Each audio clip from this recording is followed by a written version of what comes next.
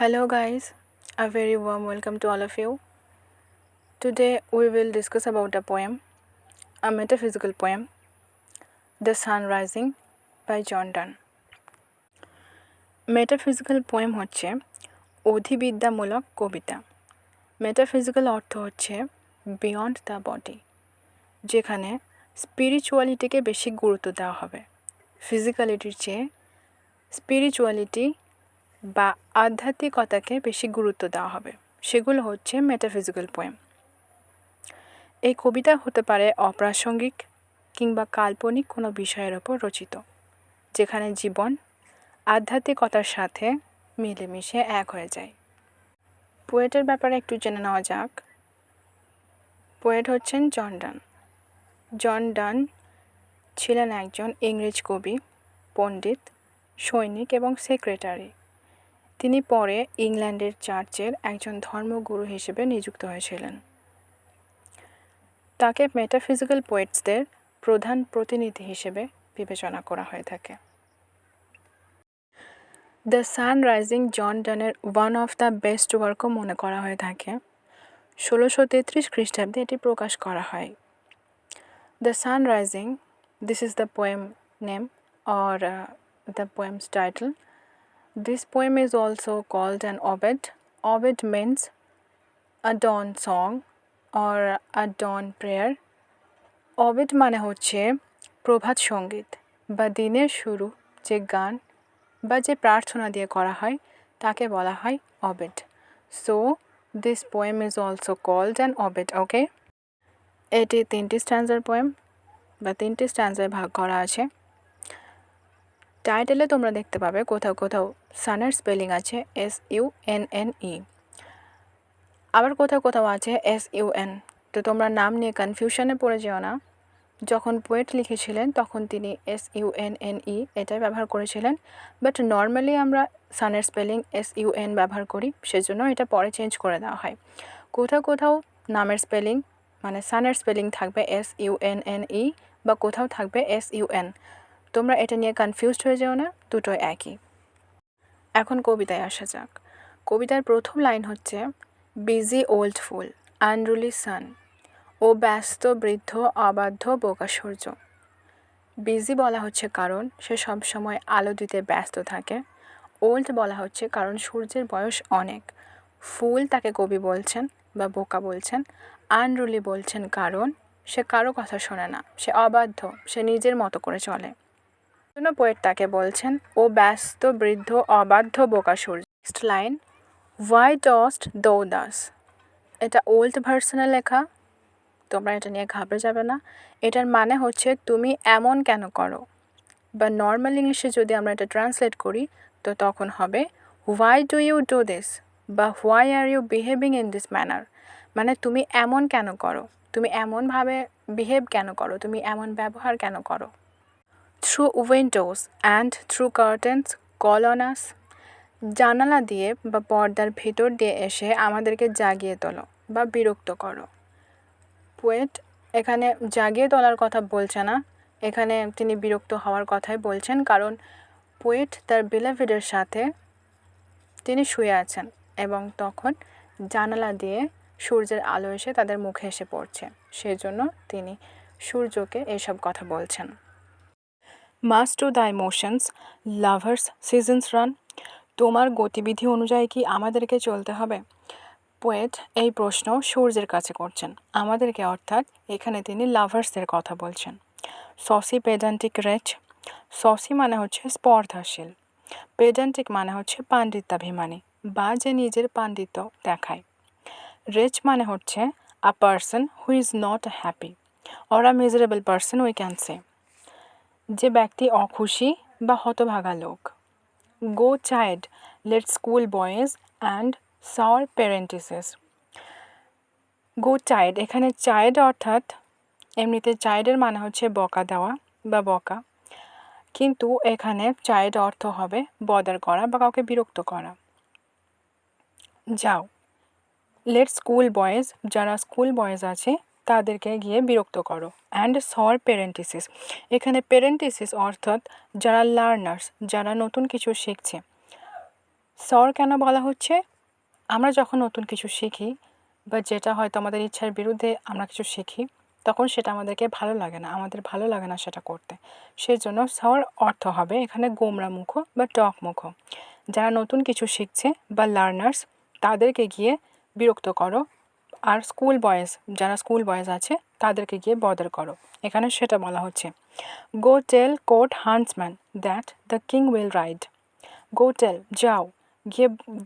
গিয়ে তাদেরকে বলো। কোর্ট হান্টসম্যান অর্থাৎ যারা রাজার দরবারে থাকে এবং রাজার সাথে যারা শিকার করতে যায়, তাদেরকে গিয়ে বলো যে রাজা শিকারে যাবে।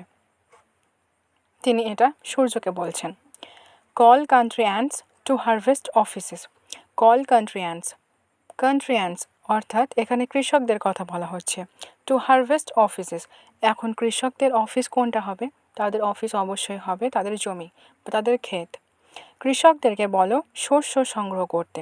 কান্ট্রি অ্যান্ডস অর্থাৎ কৃষক, অফিসেস অর্থাৎ জমি বা ক্ষেত।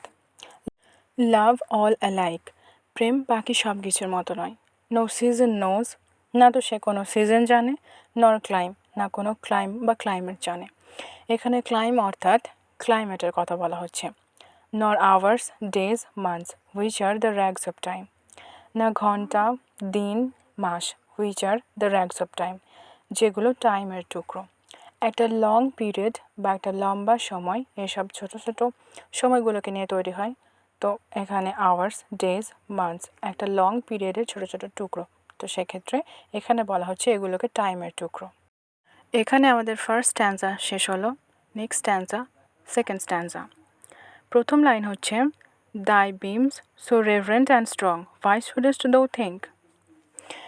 এখানে পোয়েট বলতে চাইছেন, তোমার রশ্মি এত গ্রেট, এত শক্তিশালী, তুমি কেন ভাবো?